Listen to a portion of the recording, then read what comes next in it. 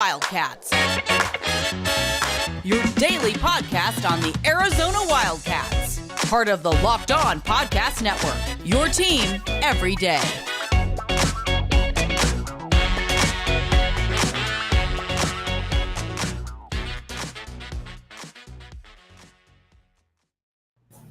Thanks for listening to the Locked On Wildcats podcast, making this your first listen of the day. With John Schuster, I am merely Mike Luke.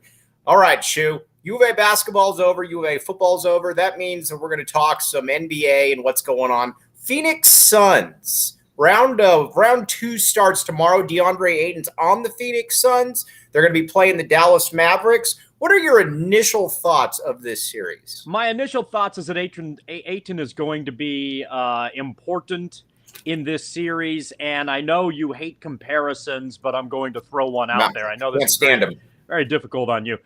I think this series is going to be a little bit like last year's Denver series, where the team going opposite the Suns more or less has one guy, one great player, but Phoenix is a better team up and down the roster. I think the Suns are going to win this, not in 4, which went viral last year. Not Suns in 4. Not Suns in 4, because after a little bit of a skirmish in the Mile High City, but I believe the Suns in 5. By the way, the guy that got his ass beat, he deserved that 100% in that situation. Hashtag 100%. Yeah. Hashtag 100. Hashtag blessed. I hope he lost a bet somewhere among his friends, and that bet forced him to get a really bad Suns in 4 tattoo that he will have to live with for the rest of his existence. I don't know how you feel in this series, Mike, but I feel like obviously the issue here is, where does, how healthy is Booker? His first game back, it was okay. It wasn't 100%. Looked like there was a fair amount of rust. But if he gets back into playing shape, it makes you feel a lot better about a relatively well-rounded Phoenix team by comparison. And again, I look at Dallas. I think Dallas obviously has, I think you could favorably argue one of the 3 best. And if you wanted to say the best player in the game, that's all well and good and fine as well. But I think Phoenix is a little bit more balanced and as a result has a chance to be more successful in this series. Yeah, and you kind of wonder too, because Phoenix can throw bodies at you. So like you look at it, and Luka Doncic, probably the best player in the series. But if you're going down the roster, probably the next 4 or 5 are on the Phoenix Suns, which becomes an issue then, especially for a guy that has, he's been around, but he hasn't really been around. What is your initial? So you think Suns in 5, you said? Yeah. I think so. Okay.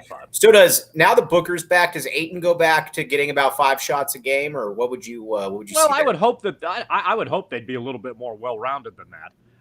But it's hard to tell. And I guess as the flow progresses, maybe that's one of the things that depends on what's available, and perhaps Ayton can get a little bit more involved. But if the Suns are more balanced, if you look back at the Pelicans series, and Mike, you've talked about this a lot.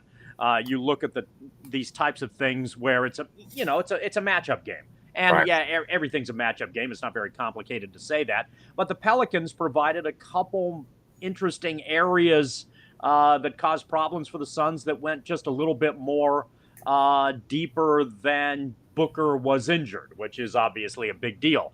And one of those was Phoenix's odd inability to be able to lock down defensive rebounds and as a result give New Orleans second shot opportunities. To me, it feels like they'll be a little bit better than that against Dallas, and if they are, I think that helps. And then if you shoot at a relatively decent percentage, as opposed to the mostly abysmal percentage that Phoenix shot in the first series, I would think if those 2 things improve, I feel like the Suns ought to be in pretty good shape here. What you're telling me is they need a Built Bar. And so, you look at it, you're getting out physical. What in the world are you going to do? Because this is too late in the season to start hitting the weights hard. You got to think to yourself, gosh, what can I do to get that quick little energy boost? And Built Bar is it. Now, again, some people have gone overboard on this, thinking that Built Bar prevents COVID. It doesn't. But what Built Bar does, what Built Bar does is Built Bar does allow you to recover. It tastes very good. You like the blueberry. I like the blueberry. Built Bar, check it out. So I think I speak for you about Built Bar. Is this correct? You do. And depending on how my video feed is, and I know most people, listen to this on the audio feed. If my video feed is acting like it looks like on my end, where I've been in freeze frame for about the last 8 minutes, I think my internet needs a Built Bar over the course of this weekend, or at least this broadcast. Hopefully that's not the case. I'm going along with it, but I'm getting a good freeze frame on this end, and I'm going to rush over to my technology to see if the technology needs a little Built Bar to get up to speed. I'll tell you what, go ahead and do that. You're not freezing at all on this end. Oh, good. Okay, fantastic. Yeah, then but you are starting to static a little bit here. All right. All right. So we'll figure all that out. All right, let's take a quick break.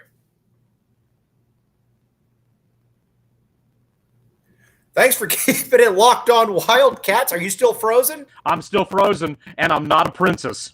All right. Well, okay. So now let's the Phoenix Suns. I've heard of them.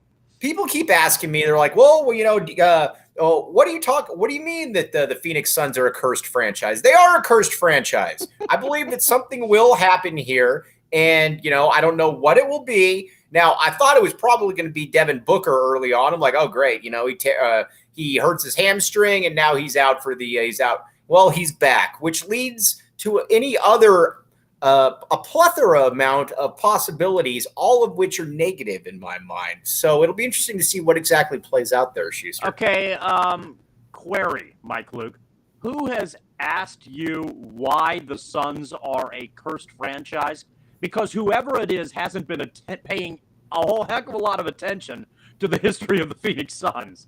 Well, it was also about a 22-year-old with a freshly pressed Chris Paul jersey, which that's beautiful. And always a lifelong fan, because when you talk to lifelong Phoenix Suns fans, the first thing that they bring up is Chris Paul is my all-time favorite Sun. Absolutely. That's always the first, without a doubt. That's always the first thing in the hopper right there. So, again, I'll believe it when I see it. 93 is still – actually, no, 07 is still the one that I – was just so bizarre because injuries happen in basketball. 07 was just the one with Amari Stoudemire where it's like, all right, you can't even really script that one right there. That one was, and that's the thing, and that's one of the areas that makes it kind of unique for Phoenix. And I know we've talked about this on the podcast and some other platforms before.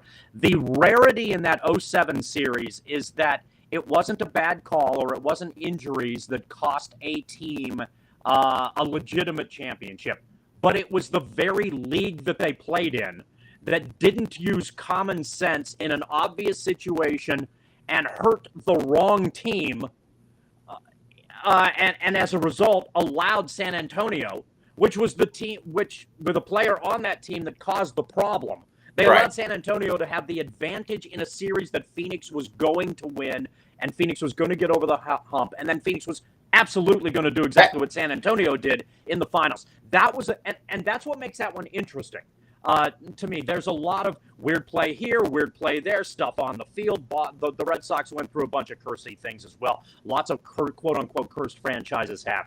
But the fact that the league cost the Suns a championship is a very unique spectacle. Now, if you're frustrated beyond that, you look at the 2 years that you talked about in the early 90s, where they had consecutive 3-1 and 2-0 on the road advantages against a Houston team that won back-to-back titles. In reality, in legitimate reality, the Phoenix Suns should have 3 NBA titles, and up to this point, they still have 0. All right. Bet Online. If you want to bet against the Suns because of what we just told you, Bet Online is the place that you're going to go to bet against the Suns. Let's take a quick break. Thanks for keeping it locked on Wildcats. All right, Shu. Tomorrow, we're going to talk about Steve Kerr finally getting the respect he deserves as a very good NBA coach. They won again on Sunday, and so we're going to talk about that then. But for John Schuster, I am Mike Luke. You've been listening to the Locked On Wildcats